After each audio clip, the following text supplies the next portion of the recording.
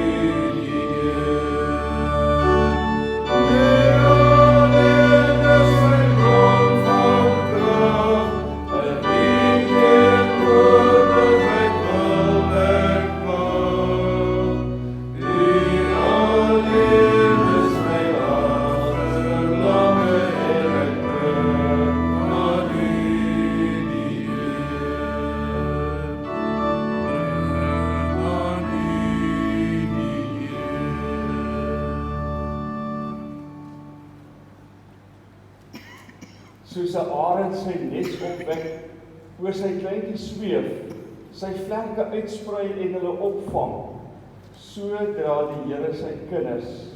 Daar's nie 'n ander God by hom nie. Die Here lei sy volk. Amen.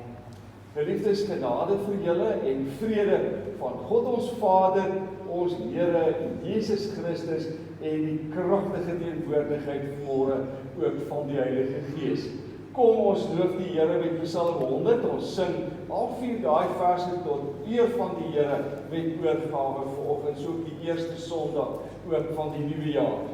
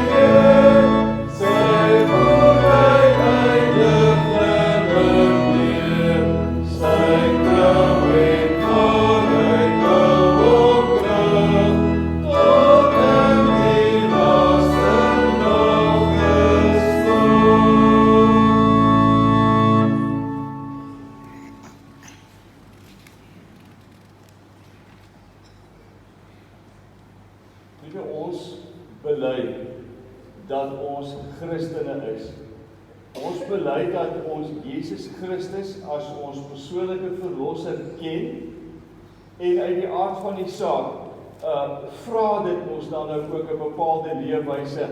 En toe skrywe Paulus nou op 'n stadium aan die gemeente in Kolosse wat nou baie interessant was, dat dit was die gemeente wat eintlik uitsluitlik bestaan het uit Grieksprekende bekeerlinge. So mense wat baie, so sê die Joodse komponent was baie klein in die gemeente. So wanneer hy hierdie brief nou in 'n sekere sin skrywe, is dit so om die ou dinge wat nou, kom ons sê, via die Joodse geloof nou by baie van die gemeentes bekend was in hierdie gemeente nou so 'n bietjie anders. En nou kom skrywe hy, as julle in Kolossense 3, as julle dan saam met Christus opgewek is, soek die dinge daarbo waar Christus is en aan die regterhand van God sit. Bedink die dinge wat daar bo is, nie dinge op die aarde nie, want julle het gesterwe en julle lewe is saam met Christus verborge in God. Wanneer Christus wat ons lewe is, geopenbaar word, dan sal julle ook saam met hom in heerlikheid geopenbaar word. Nou die hele gedagte van die opstanding. Maar hy sê, dan is daar 'n bepaalde implikasie. Maak dood julle lede wat op die aarde is, naamlik hoerery en onreinheid en hartstog en slegte begeertes en gierigheid wat afgodsdiens is, waardeur die toorn van God oor die kinders van die ongehoorsaamheid kom, waar julle ook vroeër gewandel het, toe julle daarin geleef het. En dan sit nou hierdie ongelooflike woord in die Griekse taal, maar nou, ongelooflike woord wat Paulus gebruik, maar nou moet julle ook dit alles aflê. Gaan hy aan, toorn, woede, boosheid, laster, skandelike taal uit julle mond, lieg nie vir mekaar nie, omdat julle met die ou mens met sy werke afgelê en julle met die nuwe mens bekleed, wat al hoe meer vernuwe word tot kennis na die beeld van sy skepper. En ek wil hê dit moet ons onthou. Soos wat ons groei, word ons beeld vernuwe. Dag vir dag vernuwe na die beeld van ons skepper. Ons begin elke dag soos ons groei en in Christus die nuwe lewe gekry om soos God te lyk. Kom ons sing lied 170, die 3de vers. Dit is 'n Kerslied, maar dit is 'n ongelooflike toepaslike vers, die 3de vers, as ons dink in terme van ons verlossing in Jesus Christus. Die 3de versie, lied 170.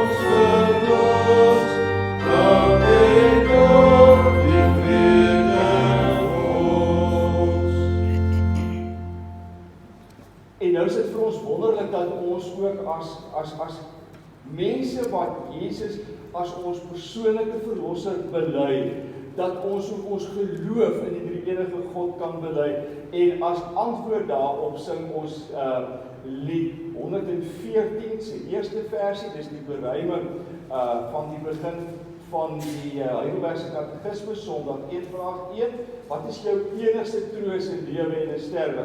En dit gaan ons dan sing, as ons antwoord vanmôre, as ons kom sê, ek glo in God, die Vader, die Almagtige, die Skepper van die hemel en die aarde, en in Jesus Christus, sy eniggebore Seun, ons Here, wat ontvang is van die Heilige Gees, gebore is uit die Maagd Maria, wat gelei het onder Pontius Pilatus, gekruisig is, gesterf het en begrawe is, en ter helle neergedaal het, wat op die 3de dag weer opgestaan het uit die dode, opgevaar het na die hemel, en sit aan die regterhand van God, die Almagtige Vader van waar hy sal kom om te oordeel, die wat nog lewe, en die wat reeds gesterf het. Ek glo in die Heilige Gees, ek glo aan 'n heilige, algemene Christelike kerk, die gemeenskap van die heiliges, die vergifnis van sondes, die wederopstanding van die vlees, en 'n ewige lewe. Oh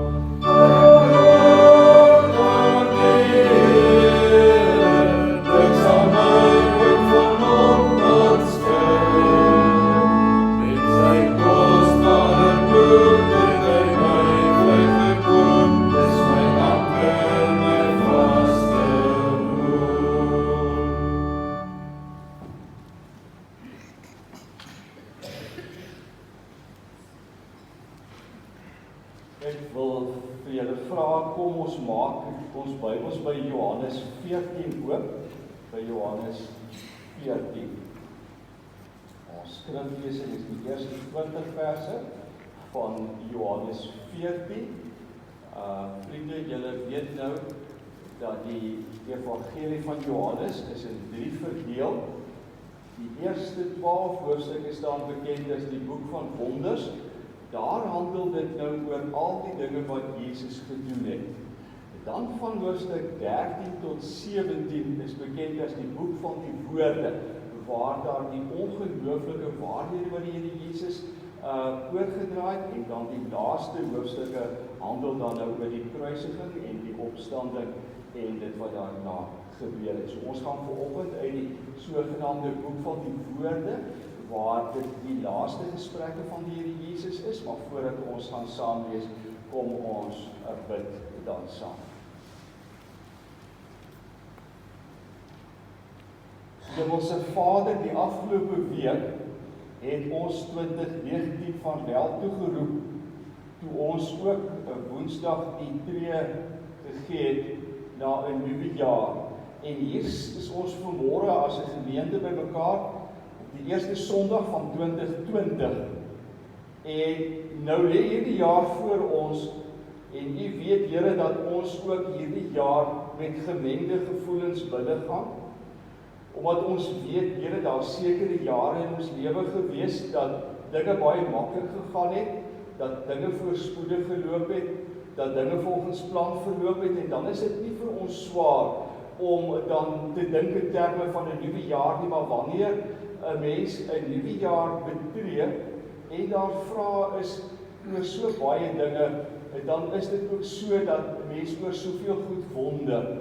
Maar vanoggend, Here, toe ons hierdie erediens begin het u gesê dat u op 'n stadium die kleintjies van 'n arend uit die nes uitskop in 'n sekere sin, maar dat u dan daardie kleintjies onder u vlerke ondersteun. U verwag niks meer van daardie klein arende as dit wat hulle kan gee nie, en dan ook as die vlerkies baie keer nie wil nie, is u daar. Dit staan in soveel woorde dat u vir hulle opskep en dat u vir hulle dra.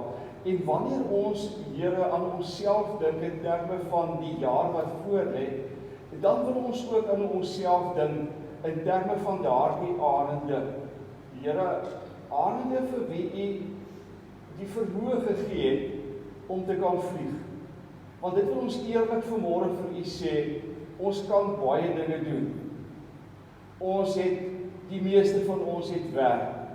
U het vir ons geseën in die landbou met reën, daar is oeste op die lande. Dit is 'n situasie wat hierdie week heeltemal anders lyk as ons dit vergelyk met 'n jaar gelede. Maar dan wil ons ook vir u kom sê, Here, ons is baie bewus daarvan dat ons vlerke baie keer swak is, en dat ons dan vanmôre ook as 'n gemeente vir u kom vra om juis wanneer ons swak is, u krag in ons te kom wys, dat u, Here, onder ons sal insweef, dat u vir ons daar sal wees om ons valle te keer, dat u vir ons daar sal wees om vir ons op te tel wanneer dit nodig is, dat u daar sal wees om vir ons ook veilig vas te hou wanneer die winde dalk teen ons waai, om dit vir ons moeilik te maak in ons lewe. Baie dankie dat ons vanmôre ook vir die gemeente kan bid, vir die jaar wat voor lê, vir elke lidmaat, elke huisgesin, dat ons vanmôre ook, Here, kan bid. Ons het ons storie gehoor van 'n broeder wat baie siek is in die hospitaal, en ons wil vanmôre vir hom, en as daar ook ander lidmate is wat siek is, aan u troue sorg vanmôre kom toevertrou. Ons kom bid vir die kerkraadslede wat die verantwoordelikheid neem in die gemeente, in sekere sin die leiding. Ons kom bid, Here, ook vir die leraar, en ons kom bid vir hom in sy huis. En so, Here, vir haar wat vir ons hier in die kantoor voorgaan, vir haar wat vir ons die orgel begelei, kom bid ons dat u met die kinders, die jong mense, die katedrese almal sal wees. Ons wil in hierdie jaar, Here, vorentoe kyk. Ons wil ons afhanklikheid voor u kom bely en vir u sê, uit onsself kan ons nie, maar met u by ons sien ons kans Daarom, Here, wil ons vanmôre ons hande in U hand kom plaas en vra, lei vir ons. Ons kom bid dat U ook nou die lees en die verklaring van U woord in ons harte sal seën en dat ons vanmôre ook hier vandaan sal gaan met absolute oortuiging in ons gemoed. Die Here was hier. Die Here het met ons gepraat. En ons bid dit in groot afhanklikheid vanmôre in die kosbare naam van ons verlosser, Jesus Christus, die Here. Amen.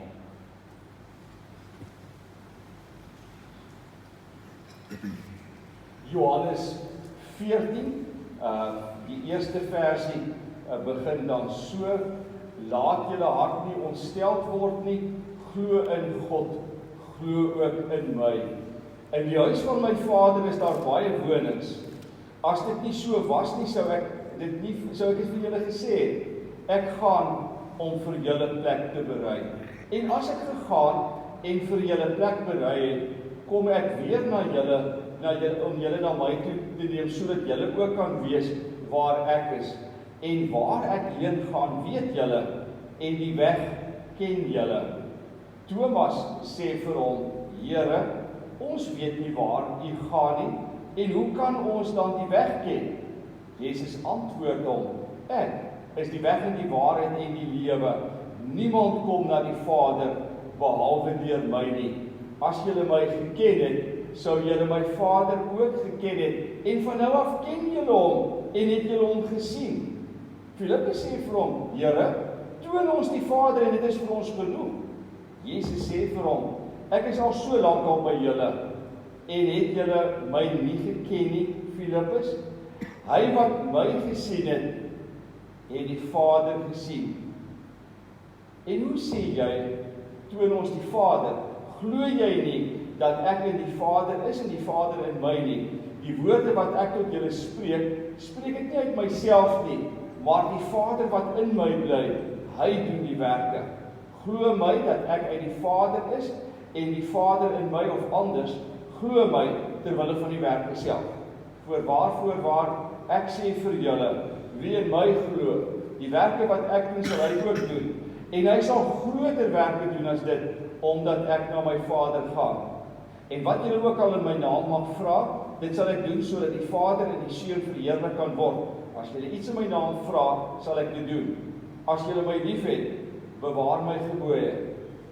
En ek sal die Vader bid, en hy sal vir julle 'n ander trooster gee om by julle te bly tot in ewigheid, die Gees van die waarheid, wat die wêreld nie kan ontvang nie, omdat hom nie ken en hom nie sien en hom nie ken nie, maar julle ken hom, omdat hy by julle bly en in julle sal wees.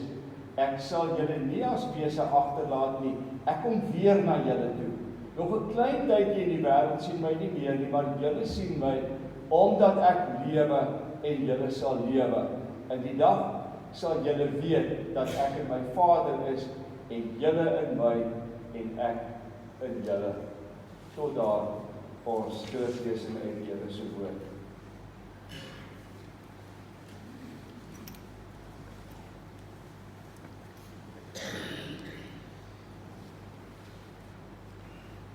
Ek het ons nou nie meer kinders in die skool nie.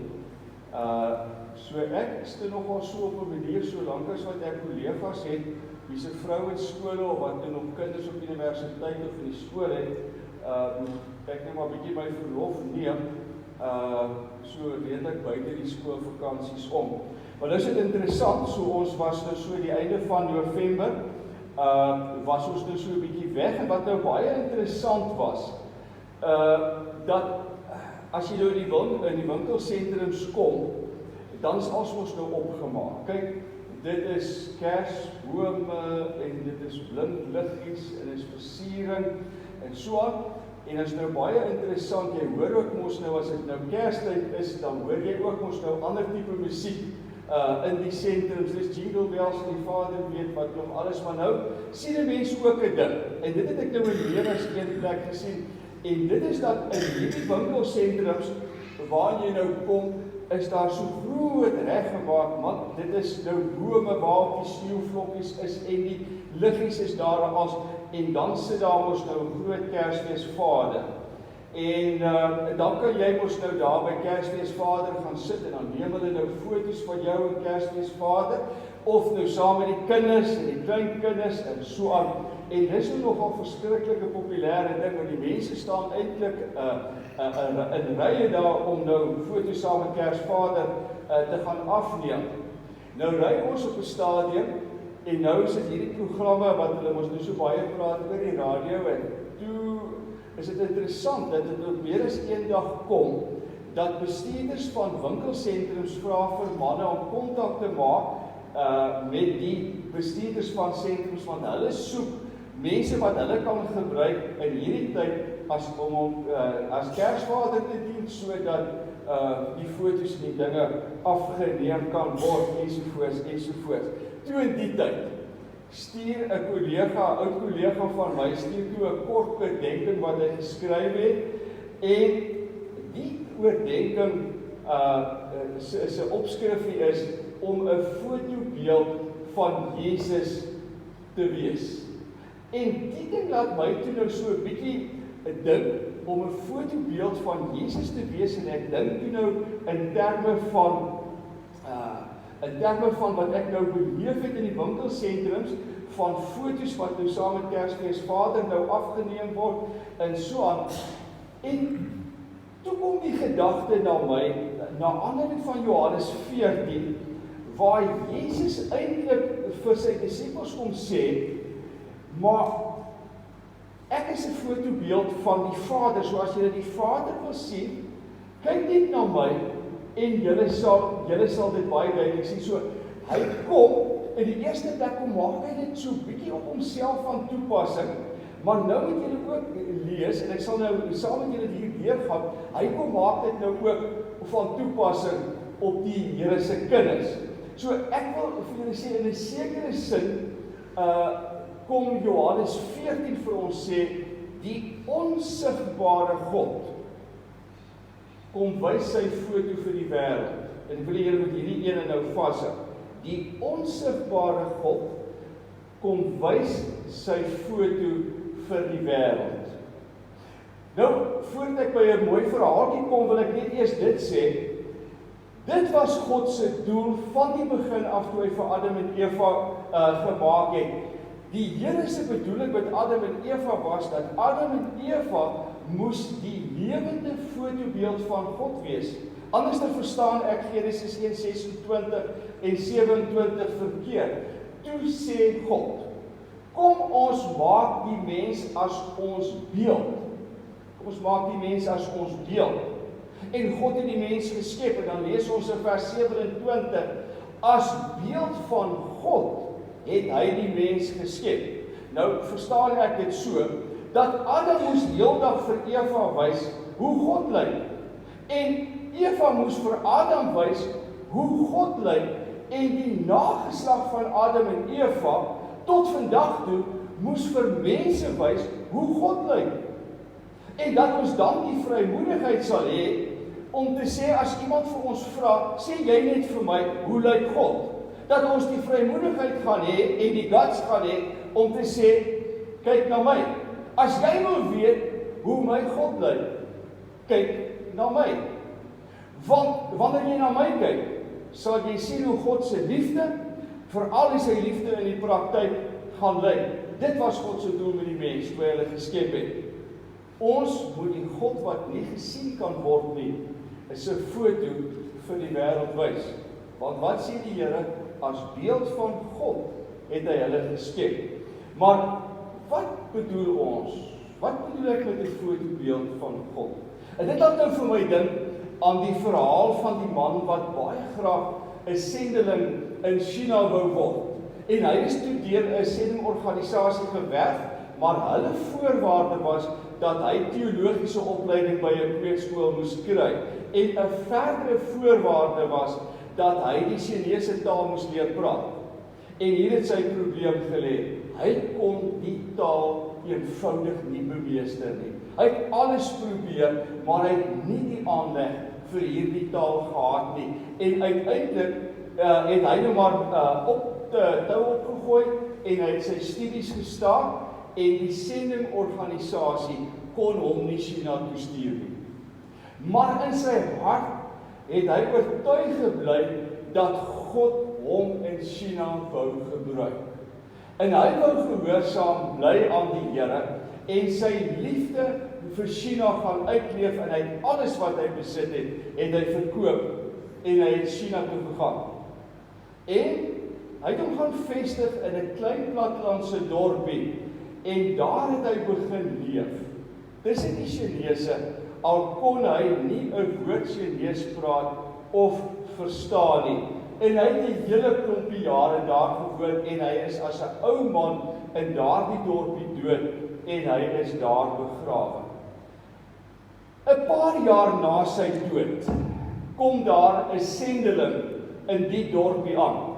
En hy begin vir hulle van Jesus vertel en tot sy verbasing glimlag hulle so ver soos wat hy praat in erkenning van alles wat hy sê. Dit was vir hom totaal en al vreemd. En so het hy nog 'n diens en het hy nog 'n diens en kan hy nie verstaan nie, hierdie mense lag en hierdie mense knik hulle kop instemmend. En so hou dit aan tot die dag dat hy vir hulle vertel van Jesus wat uit die dood opgestaan het. En toe het hulle kop in ontkenning geskit. En hy het dit nie verstaan nie.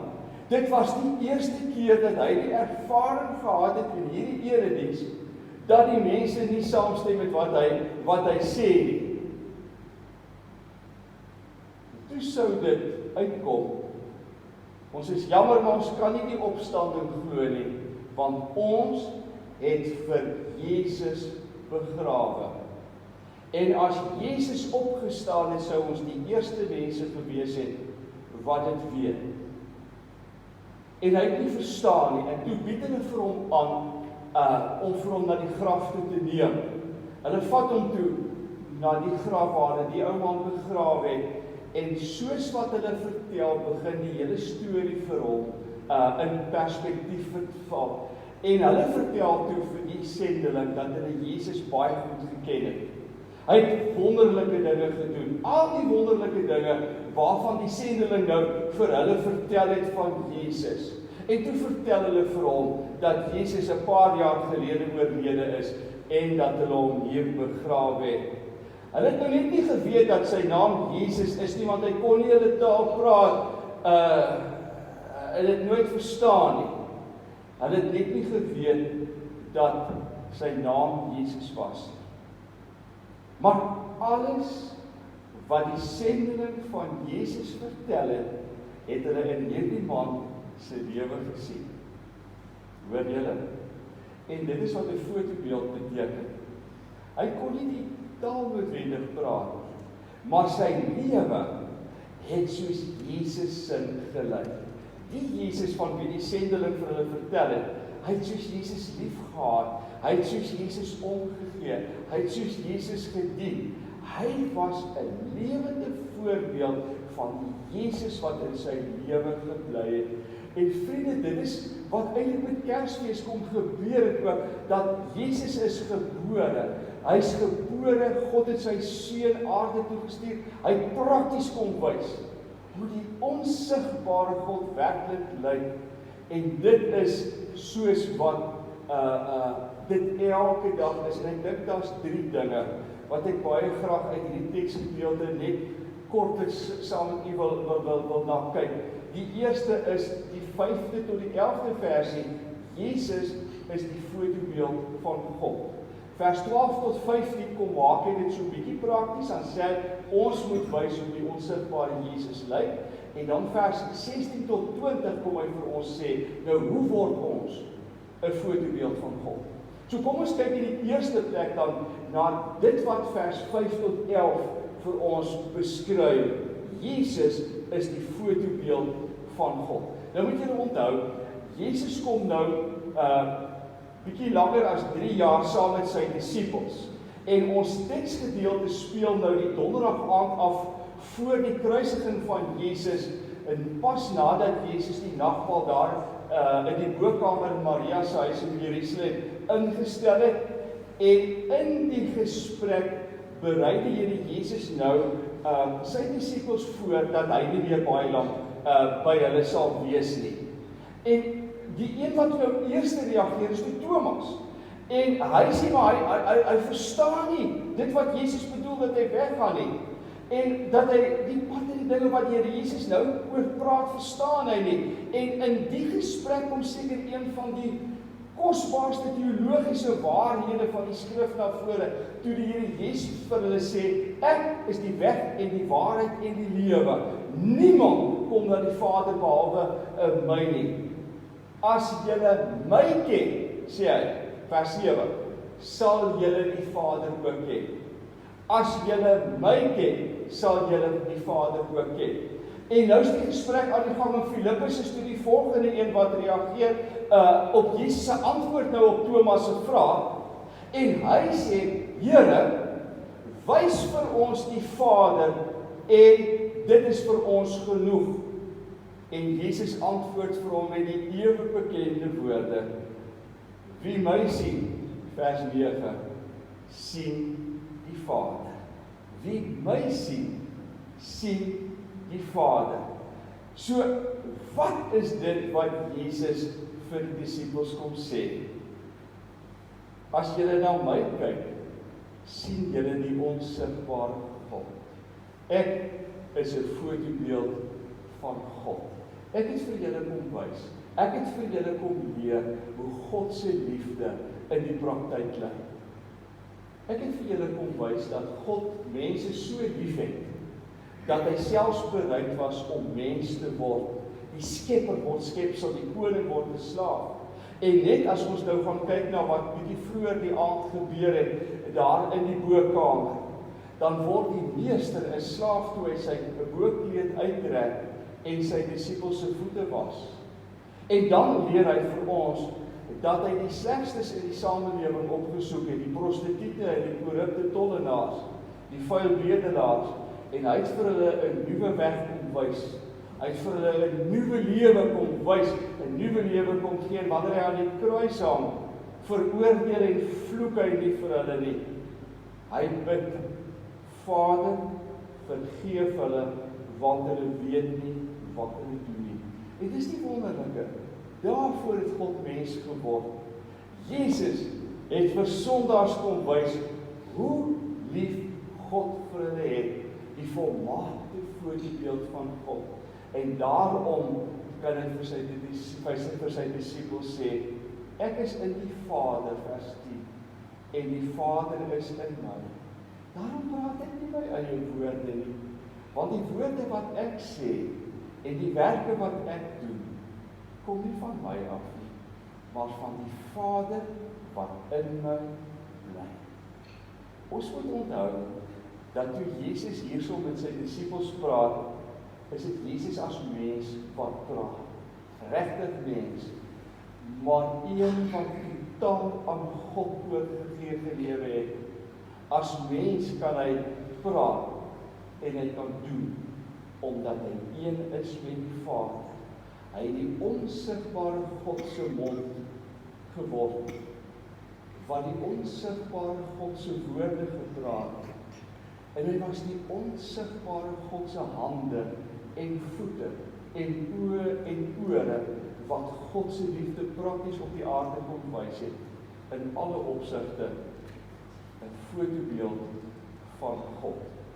Maar nou is dit interessant dat in die ontwikkeling van die gesprek, dit bring vir my by die tweede plek, dat Jesus daardie waarheid op sy disippels kom toepas. En dit sê vir ons dan, ons wys hoe die onsigbare Jesus lyk. Daai bejaarde of onbekende man in China word Jesus se hande en sy voete. Hy het so oorgegee aan Jesus gelewe, dat die mense onmiddellik vir Jesus kon herken het, toe die sendeling jare later vir hulle van Jesus kon vertel het. En dit is wat Jesus ook in ons lewe wil kom doen. Hy wil hê dat hy ook in ons lewe herkenbaar sal wees, wanneer ons met ander woorde iets sê of iets doen, moet die mense dadelik besef dat hierdie is 'n ander manier van optrede. Dit is soos wat Jesus sal doen. Gaan nie oor ons nie. Dis nie ons wat raak gesien moet word nie, maar Jesus wat binne in ons bly. Gaan ook nie oor wat die mense van ons dink nie, maar dat hulle vir Jesus in 'n nuwe lewe en in ons werke kan raak sien. En dit is wat die Nuwe Testament vir ons leer. Vriende, seker een van die treffendste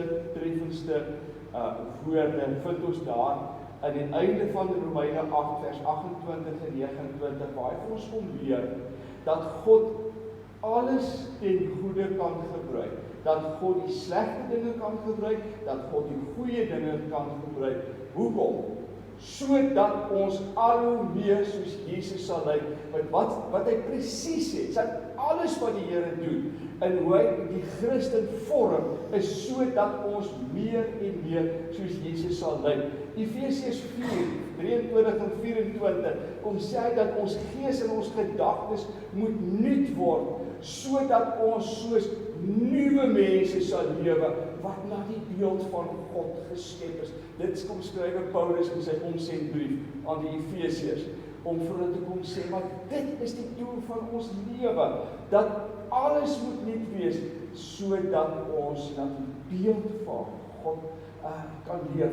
En dan skryf Johannes in sy eerste brief, 1 Johannes 2:6, dat ons sal lewe soos wat Jesus geleef het. Daar's baie tekste in die Nuwe Testament wat hierdie boodskap onderskryf. Al wat ons kan sê, dit kan net waar word wanneer ons een is met God. En dit is wat ons vandag moet verstaan, wat Jesus vir sy disippels gesê het, dat hulle die lewe wat hy geleef het sal voortsit, dat hy die opgestane Christus sy wil en sy werk voortsit. Dat is dit interessant, hy sê in vers 12, wie in my glo, sal hierdie dinge doen. Dis nie 'n onmoontlikheid nie. En dan sê hy vers 14, as julle iets in my naam vra, sal ek dit doen. Met ander woorde vir julle om so te kom leef, dat die mense vir Jesus in julle lewe kan sien, of vir my in God in julle lewe kan sien, vra, ek sal vir julle dit gee. Nou is die laaste vraagie wat ons dalk moet antwoord, maar hoe word ons 'n voorbeeld van God? Hoe is dit moontlik? En dit is dan die antwoord kom gee die Here Jesus self in vers 17 tot 20. Hy sê, ek gaan die Vader vra en hy sal vir julle die Gees of dan die Trooster stuur, die een van die waarheid. Julle ken hom en hy sal by julle wees. Dan sê ek gaan nie vir julle as weeskinders agterlaat nie. Ek kom weer na julle toe ook. Julle sal my sien, julle sien my, omdat ek lewe en julle sal lewe. Wat kom die Here Jesus vir hulle sê? Ons praat hierdie groot dinge nou, en ek weet wat leef in julle harte, dat julle vir my prakties kom sê, Jesus, dis nie moontlik. Wat ek vir julle wil kom sê, ek sal julle nie los. En ons weet vandag, dat 40 dae later, 50 dae later, is die Heilige Gees uitgestort op daardie Sondagoggend oor die gelowiges se lewe in Jerusalem, waar God deur sy Gees in die lewens van sy kinders kom woon. Dit het Jesus vir hulle beloof. Julle moet nooit sê julle kan nie, want ek sal vir julle die een stuur wat vir julle in staat sal stel, sodat julle soos ek sal lewe. Ek wil regtig vir julle sê, ons kan nie met ons eie pogings probeer om soos Jesus te lyk.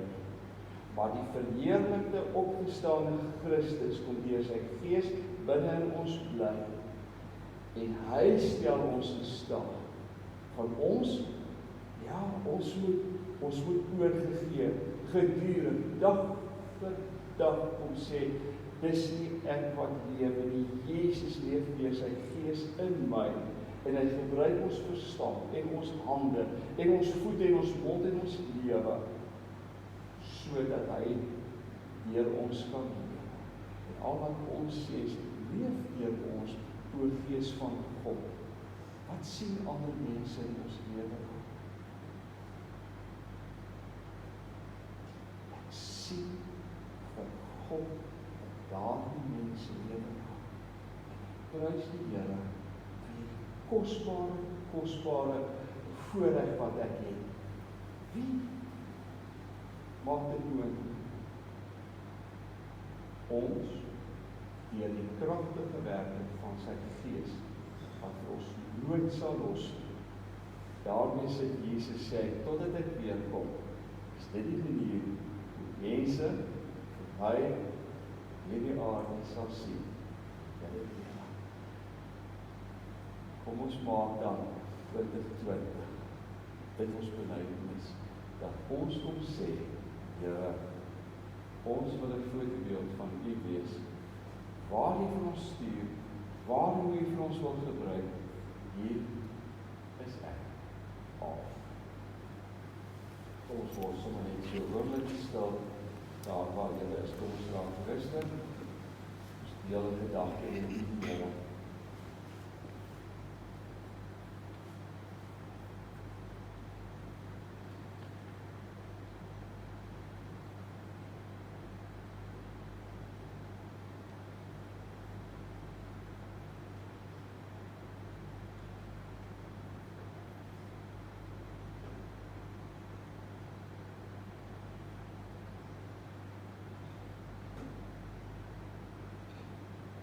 Here, toe ons kinders was, het ons Halleluja lied gesing, besonder hier rondom Pinkster, my gees, my siel, my liggaam, waar ek aan U oorleef. Ek lê my as 'n offer voor U vir ewig neer. Dan kom die refrein, wagtend, ja, wagtend op die vuur. Julle simboliek van die Heilige Gees. Ons is oorgegee. Ons lê onsself met ons belange aan die voete neer. Vul vir ons elke dag, Here, so met die Gees, dat ander vir ons sal sien. Amen. Kom ons gee die diakens geleentheid vir die offergawes.